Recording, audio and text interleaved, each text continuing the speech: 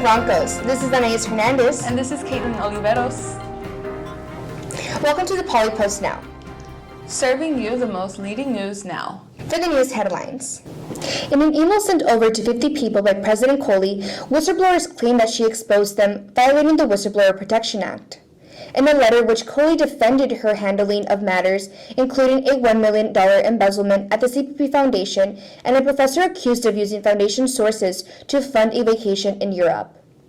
Coley claimed to have emailed it to the entirety of the police department to attempt to engage in honest, constructive dialogue and look forward to further discussions. According to a professor in the Netherlands who has held fellowships at various law schools specializing in international whistleblower laws, said a violation of the Whistleblower Protection Act would have to contain an intentional disclosure of the whistleblower or an attempt of intimidation of the whistleblower. Coley's letter was referenced in a legal complaint filed last month by University Police Department Sergeant Marcus Simpson, who claimed that the mass email was among evidence that the CSU was more interested in punishing the whistleblowers than investigating their complaints. A former foundation employee, Janet Paredes, embezzled more than $1.3 million, raising questions about oversight at the nonprofit and the response of university president Soraya M. Coley. In an email sent to 53 recipients last year, President Coley acknowledged influencing campus reporting related to the case in order to distance the university and her administration from the theft. A University Police Department sergeant alleged in a lawsuit filed last month that Coley ordered a police report about the theft to be changed so that Coley and the university would not look bad when and if the report was made public. Paredes pleaded guilty in a federal court to mail fraud and falsifying income tax returns in March of 2021. Paredes said that she had committed the offense because she was given so much authority and was not being monitored. He made his way downtown, walking fast to Cal Poly Pomona. The Male Success Initiatives welcome actor Terry Crews for a night of discussing his past, present, and future. Crews opened up about his childhood mistakes and addictions and what led him to leave Flint, Michigan. With November being Men's Mental Health Month, MSI wanted to create a safe space to break down the male stereotype of what being a real man means. Crews discussed how growing up in a toxic masculinity mentality affected his thoughts on therapy, saying that he had a block in his head regarding going to therapy. He realized he needed it once his wife left him. Crews now believes going to therapy is the strongest thing you can do. Cal Poly Pomona Perlers hosted a Raps for Calves event.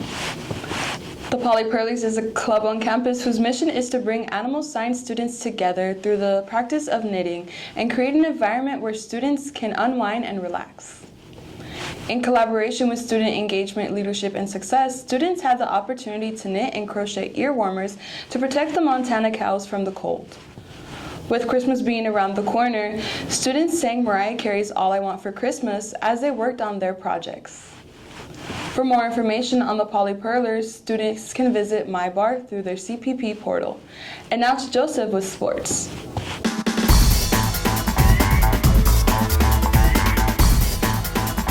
This is your Polypost Sports Recap. I'm your host, Joseph McVeigh, here to give you the catch-up on the past 2 weeks in Broncos athletics. In volleyball, the number 4 seed Broncos opened up the NCAA regional play with a matchup against fellow rivals CSU San Bernardino. Led by CCAA Player of the Year Daisy Duke, the Broncos won 3 sets to 2 backed by Duke's 21 kills. Unfortunately, the Broncos' incredible season would end after a loss to number 8 seed Chaminade in the semifinal round. The Broncos then hit the road for a 2-game road trip against Cal State, Monterey Bay, and San Francisco State. Behind guard Allie Bates, 17 points, the Broncos took care of the Otters in a tight 67-61 win. They ended the road trip on a high note with a 62-48 win over San Francisco State, where Payne finished with 20 points and 23 rebounds, making this her 5th double-double of the season. With a 6-1 overall record, the Broncos look ahead at a home matchup December 8th versus Cal State Domingos Hills. To men's basketball, after going 2-0 in their Bronco Classic, CPP opened up a CCAA conference play on the road against Cal State Monterey Bay on December 1st. The Broncos overpowered the Otters with a 76-67 win where all starters scored in the double figures. CPP would end their road trip with an exciting 96-89 triple overtime win against San Francisco State, where guard Christopher Mitchells noticed a career-high 30 points. With a 5-1 overall record, the Broncos will host Cal State Dominguez Hills on December 8th. CPP would end their road trip with an exciting 96-89 triple overtime win against San Francisco State, where guard Christopher Mitchells notched a career-high 30 points. With a 5-1 overall record, the Broncos will host Cal State Dominguez Hills on December 8th. For women's basketball, CPP's strong preseason performance carried over into conference play. The Broncos overpowered the Coyotes 67-38 in their CCAA opener, led by forward Danja Payne, who led all players with 20 points and 10 rebounds. The Broncos then hit the road for a 2-game road trip against Cal State Monterey Bay and San Francisco State. Behind guards Ali Bates' 17 points, the Broncos took care of the Otters in a tight 67-61 win. They ended the road trip on a high note with a 62-48 win over San Francisco State, where Payne finished with 20 points and 23 rebounds, making this her 5th double-double of the season. With a 6-1 overall record, the Broncos look ahead at a home matchup December 8 versus Cal State Dominguez Hills. As for cross country, both teams raced at the NCAA West Regionals on November 19th. The women's team placed 4th and had their 2nd highest finish at the regionals in program history. As for the men's team, they finished 5th place with Ricardo Vargas and Leandro Candre, capturing all West region honors for their top 25 finish.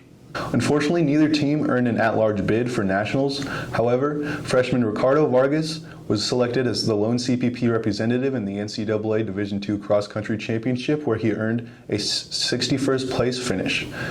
Baseball season is right around the corner, with the team looking to build on last year's 35-19 record. They went on to win the CCAA championship and made an NCAA Division II appearance in the West Regionals.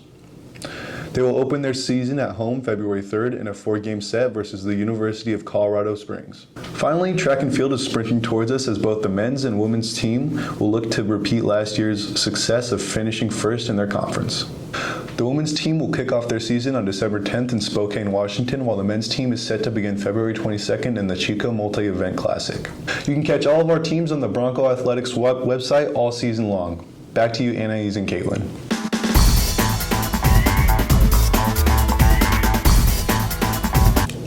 Thanks, Joseph. Now for the recap of this week's latest news. Whistleblowers accuse President Coley of breaching confidentiality with mass email. 1 million embezzlement raises questions about campus oversight at Cal Poly Pomona. Terry Crews hosts a mental health workshop with the Male Success Initiatives.